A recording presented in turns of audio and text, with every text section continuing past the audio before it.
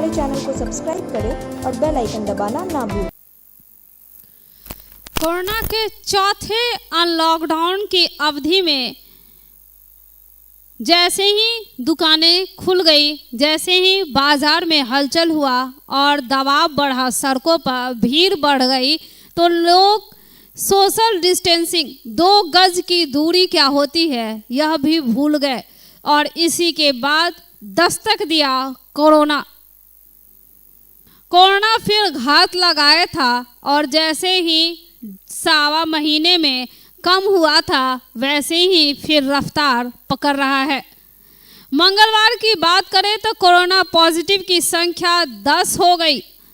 हालांकि मरने वाले एक भी नहीं थे। मंगलवार को शून्य रहा, वह रिक्त स्थान रहा, यह अच्छी खबर है, पॉजिटिव है। लेकिन पॉजिटिव की संख्या जो है वह बढ़ती ही जा रही है। हालांकि सोमवार को 3 की मौत हुई थी, कोरोना पॉजिटिव में 3 की मौत भी हुई थी, लेकिन मंगलवार को वह रिक्त चला गया। कोरोना महामारी से बचाव के लिए किए जा रहे टीकाकरण कार्य की प्रगति की समीक्षा जिलाधिकारी डॉक्टर त्यागराजन एसएम ने की। टीकाकरण कार्य की गति बढ़ानी होगी। 1 जुलाई से लक्ष्य के अनुसार टीका कराना होगा। 21 जून को 25,000 टीकाकरण किया गया। जिले के सभी प्रखंड विकास पदाधिकारी को जीविका के संगठन की सूची अपने पास रख लेने को कहा गया। उन्होंने कहा कि डीपीएम जीविका को CLF वार टीकाकरण करवाने का लक्ष्य दिया गया है। प्रखंड में उनके BPL से समन्वय स्थापित कर प्रतिदिन उनके अनुसार पंचायतों में टीकाकरण केंद्र बनाया जा सकता है।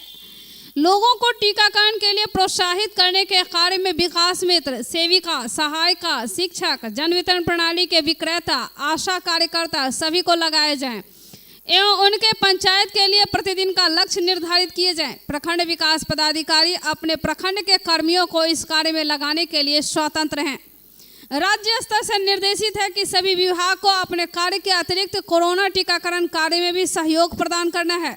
वर्तमान में ऑन द स्पॉट टीकाकरण के लिए 109 केंद्र कार्यरत हैं, लेकिन अब टीका की आपूर्ति बढ़ाई जाएगी और टीका की कोई कमी नहीं होगी।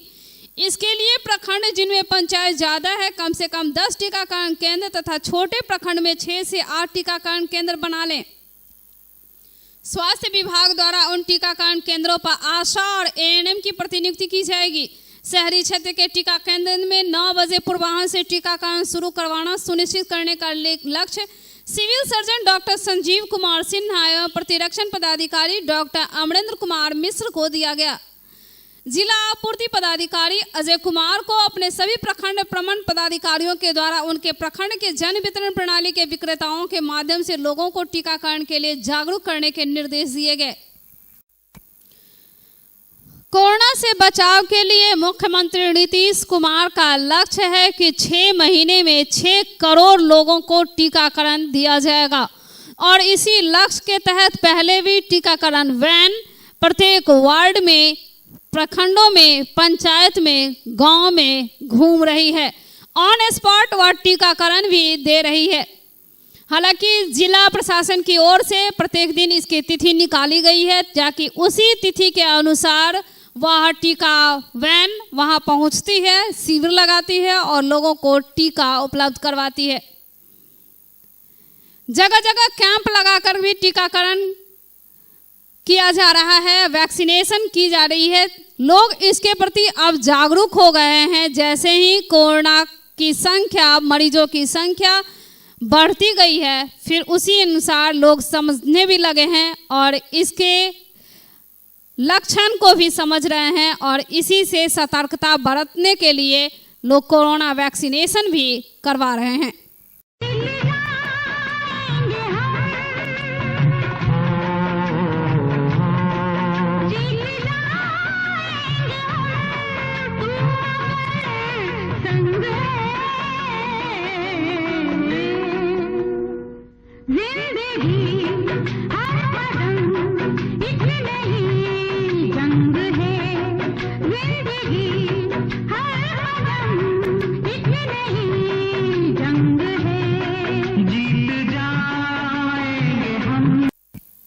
कोरोना काल में थोड़ी ढील क्या मिली, ऐसा लगा कोरोना काल ही खत्म हो गया। निबंधन कार्यालय में लोगों की भीड़ उमड़ पड़ी। मास्क, 2 गज की दूरी तक तो ख्याल खत्म ही कर दिया गया।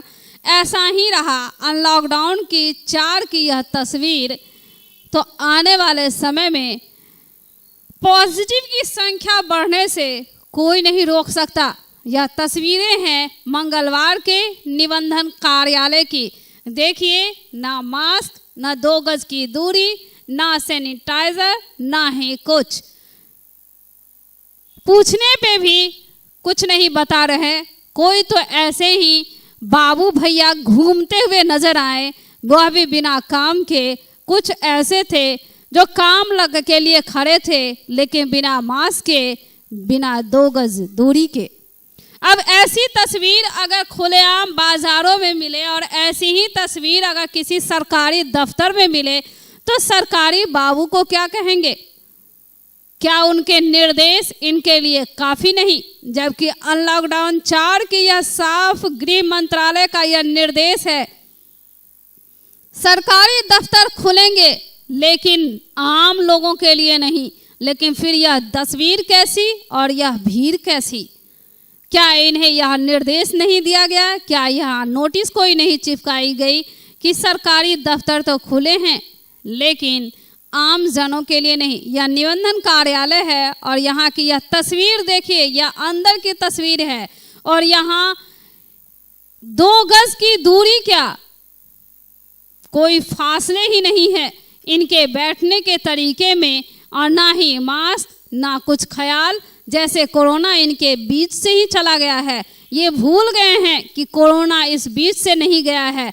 कुछ ही दिन हुए थे जब हमारे दरभंगा की यह तस्वीर थी कि 9000 के पार पॉजिटिव की संख्या और 250 के पार मौतों की संख्या हो गई थी। इसके बावजूद भी लोग संभल नहीं रहे हैं।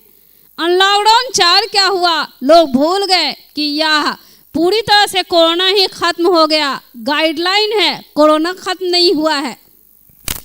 मुख्यमंत्री नीतीश कुमार ने वीडियो कॉन्फ्रेंसिंग के माध्यम से बिहार राज्य स्तरीय बैंकर समिति की 78वीं क्षेत्रीय बैठक की कई दिशा निर्देश भी दिए अधिकारियों को। कहीं इस कोऑर्डिनेशन का अभाव है। सिर्फ हम एसएलबीसी की बैठकों में हम सब एक व्यवस्था को बनाए। हमारे प्रधान सचिव उपस्थित हैं, इस मामले को वो भी देखेंगे। ब्रांच में कोई नहीं था, हम भागे रहे हैं, यह स्थिति नहीं। राष्ट्रीय विधिक सेवा प्राधिकार के निर्देशानुसार बिहार राज्य विधिक सेवा प्राधिकार एवं जिला विधिक सेवा प्राधिकार के तत्वावधान में 10 जुलाई को 10:30 बजे पूर्वाह्न से व्यवहार न्यायालय दरभंगा बेनीपुर बिरौल के परिसर में राष्ट्रीय लोक अदालत का आयोजन किया जा रहा है, जिसमें विभिन्न मुकदमा पूर्व एवं लंबित वाद, शमनीय आपराधिक वाद, एनआई एक्ट धारा 138 वाद, बैंक ऋण वसूली वाद, मोटर दुर्घटना दावा वाद, श्रम विवाद, विद्युत तथा पानी बिल संबंधी विवाद, वैवाहिक विवाद, भूमि अधिग्रहण वाद, सेवा संबंधी वेतन भत्ता एवं सेवानिवृत्ति लाभ, राजस्व मामले एवं अन्य दीवानी मामले जैसे किराया सुखाधिकार निषेधाज्ञावाद, संविदा के विनिर्दिष्ट पालन हेतु वाद, बीएसएनएल इत्यादि से संबंधित वादों का निष्पादन आपसी सुलह के आधार पर तत्काल किया जाएगा। इसके साथ ही जिस पक्षकार को पूर्व में न्यायालय, बैंक, बीएसएनएल आदि के माध्यम से पूर्व में नोटिस जिन पक्षकारों को भेजी गई थी, जिन्हें प्राप्त हो चुका है, उन नोटिस को वैध करते हुए उन सभी लोगों को उस नोटिस के आलोक में अपना मामला का निपटारा 10 जुलाई को व्यवहार न्यायालय दरभंगा बेनीपुर बिरौल में आयोजित होने वाली राष्ट्रीय लोक अदालत में करा सकते हैं। डीएमसीएच सुपर स्पेशलिटी वार्ड को चालू करने, पंचायतों में बंद पड़े स्वास्थ्य उपकेंद्र को चालू करने, डॉक्टर नर्स की बहाली करने सहित अन्य मांगों को लेकर राज्यव्यापी आह्वान पर भाकपा माले ने प्रदर्शन किया।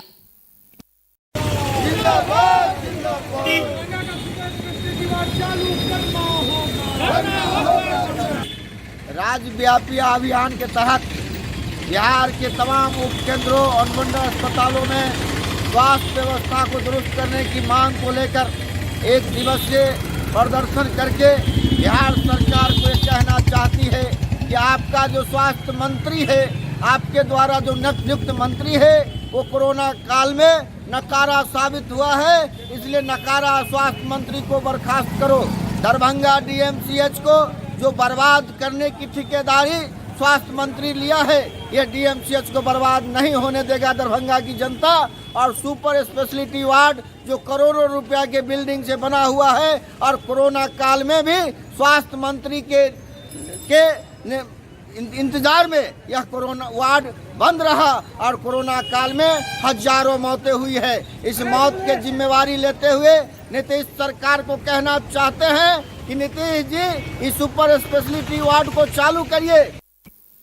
मुक्ति धाम में कोरोना के 134 शवों की अंत्येष्टि उपरांत सोमवार को सिमरिया गंगा घाट में अस्थि कलश प्रवाह और कर्म के बाद मंगलवार को मुक्ति धाम में मित्र आत्मा की शांति हेतु दरिद्र नारायण भोज किया गया, जिसमें कई मृतक के परिजनों ने भी अपने हाथों उन्हें भोजन परोसा तथा खुद भी प्रसाद ग्रहण किया।